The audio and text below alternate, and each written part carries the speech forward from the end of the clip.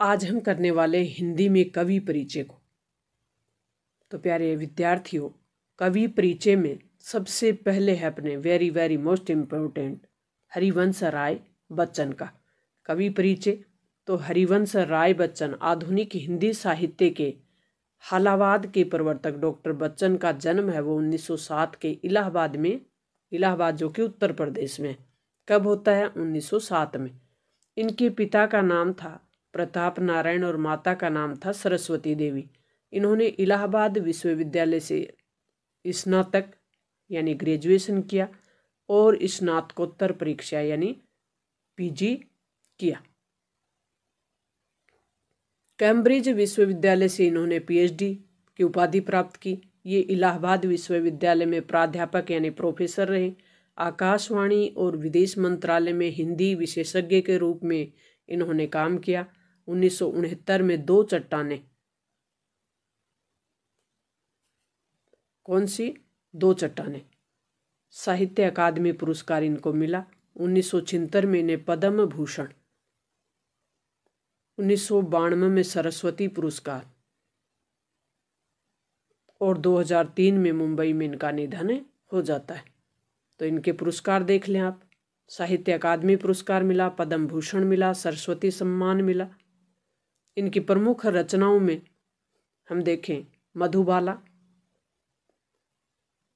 प्रमुख जो रचनाएं हैं मधुबाला, मधुशाला, मधुकलश, मधुपेयी हैं 2-3 तो मधुबाला, मधुशाला, मधुकलश, निशा निमंत्रण, आकुल अंतर, एकांत संगीत, मिलन यामिनी, सतरंगिणी, आरती, अंगारे, नए पुराने झरोखे, टूटी फूटी कड़ियाँ और इनकी आत्मकथा है 4 खंडों में प्रकाशित है। बच्चन का समस्त जो वार्ग में बच्चन ग्रंथावली है ये 10 खंडों में प्रकाशित है।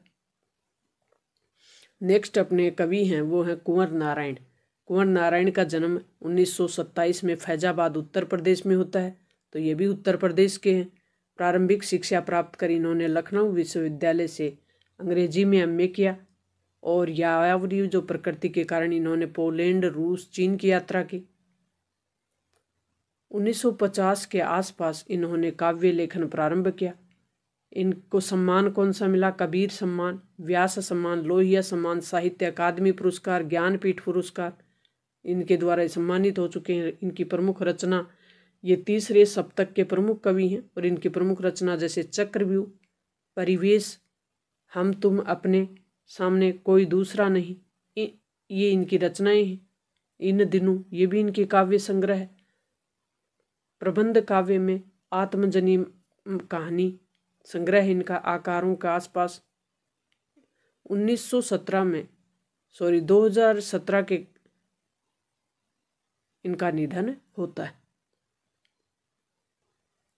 कवि परिचय में तीसरे कवि हैं वो हैं सूर्यकांत त्रिपाठी जी, जिनको निराला जी भी कहते हैं। तो महाकवि सूर्यकांत त्रिपाठी जी का जन्म 1897 में बंगाल में होता है, महिषादल रियासत के मेदिनीपुर जिले में। और महाकवि निराला जी रामकृष्ण मिशन से जुड़े हुए थे, अद्वैत आश्रम बेलूर मठ से। ये अपनी पत्नी की मृत्यु से आहत होकर अपने पैतृक गांव गढ़कोला लौट आए थे। लखनऊ और इलाहाबाद में रहकर इन्होंने साहित्य का सर्जन किया। निराला जी युगांतकारी कवि हैं। इनकी कविता में तत्कालीन समाज की पीड़ा और प्रतंत्रता, कुंठा के प्रति आक्रोश, अन्याय, असमानता के प्रति गहरा विद्रोह, और इनका निधन होता 1961 में। इनकी रचनाएं हैं परिमल, गीतिका, अनामिका, तुलसीदास, कुकुरमुत्ता प्रमुख रचनाएं इनकी। और इनकी ग्रंथावली है वो 8 खंडों में प्रकाशित है। तुलसीदास और राम की शक्ति पूजा इनके गहन चिंतन, प्रौढ़ता और प्रखरता के परिचायक हैं। नेक्स्ट जो अपने चौथे कवि हैं जिनका परिचय हम करेंगे वो हैं रघुवीर सहाय जी। रघुवीर सहाय जी का जन्म 1929 में लखनऊ उत्तर प्रदेश में होता है और ये समकालीन हिंदी कविता के संवेदनशील कवि हैं। साहित्य सेवा के कारण इनको साहित्य अकादमी पुरस्कार मिला। इनका देहावसान, या कहें कि इनकी मृत्यु 1990 में दिल्ली में हुई। इनकी रचनाएं कौन कौन सी? आत्महत्या के विरुद्ध, सीढ़ियों पर धूप, लोग भूल गए, हंसो हंसो जल्दी हंसो, ये इनकी प्रमुख रचनाएं। ये ऑल इंडिया रेडियो में भी इन्होंने काम किया, हिंदी समाचार विभाग, कल्पना, नव भारत टाइम्स, दिनमान पत्रिकाओं से भी संबंधित रहे।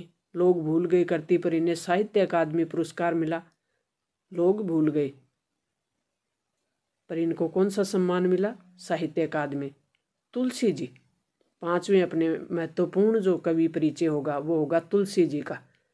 मोस्ट इम्पोर्टेंट कवि हैं अपने हिंदी साहित्य के सगुण जो धारा है राम भक्ति, उसके सर्वोपरि कवि हैं तुलसीदास जी। और इनका जन्म होता है बांदा उत्तर प्रदेश के राजापुर गांव में। कब? 1532 में। इनके पिता का नाम था आत्माराम और माता का नाम था हुलसी। इनका जो बचपन था वो बहुत कष्ट में बीतता है। बाबा नर हरिदास हैं, उनसे इन्हें शिक्षा मिलती है। इनका निधन काशी में 1623 में श्रावण शुक्ल सप्तमी के दिन होता है। तुलसीदास जी ने अनेक ग्रंथ लिखे हैं। कौन कौन से? रामचरितमानस, कवितावली, गीतावली, दोहावली, विनय पत्रिका, कृष्ण गीतावली, पार्वती मंगल, जानकी मंगल, रामलला। तो ये इनकी प्रमुख रचनाएं थी। इनका रामचरितमानस हिंदी का सर्वोत्कृष्ट महाकाव्य है और इनके काव्य की भाषा है वो अवधी और ब्रज भाषा रही है। उमा शंकर जोशी जी का कवि परिचय। उमा अपने जो मोस्ट इम्पोर्टेंट में कवि परिचय में अंतिम जो कवि परिचय है वो हो उमा शंकर जोशी जी का। अब उमा शंकर जोशी जी का जन्म है वो गुजरात में होता है 1911 में। गुजराती कविता को प्रकृति से जोड़ा और आम जिंदगी के जो अनुभव हैं उनसे इन्होंने परिचय कराया। इन्होंने भारत की आज़ादी की लड़ाई में भाग लिया और जेल भी गए थे। जोशी जी की प्रमुख रचनाएं देखें, विश्व शांति, गंगोत्री, निषिद्ध, प्राचीना, आतिथ्य, बसंत वर्षा, अभिज्ञता, ये इनके प्रमुख रचनाएं हैं। साहित्य को नव भंगिमा और स्वर देने वाले उमा शंकर जोशी का निधन है वो कब होता है? 1988 में। तो ये महत्वपूर्ण कवि परिचय हमने देखा। अगला जो भाग होगा अपना सप्रसंग व्याख्या होगी इसकी, आरोह के जो पद्य भाग है उसकी। तो मिलते हैं नेक्स्ट वीडियो में, तब तक थैंक्स, ऑल द बेस्ट।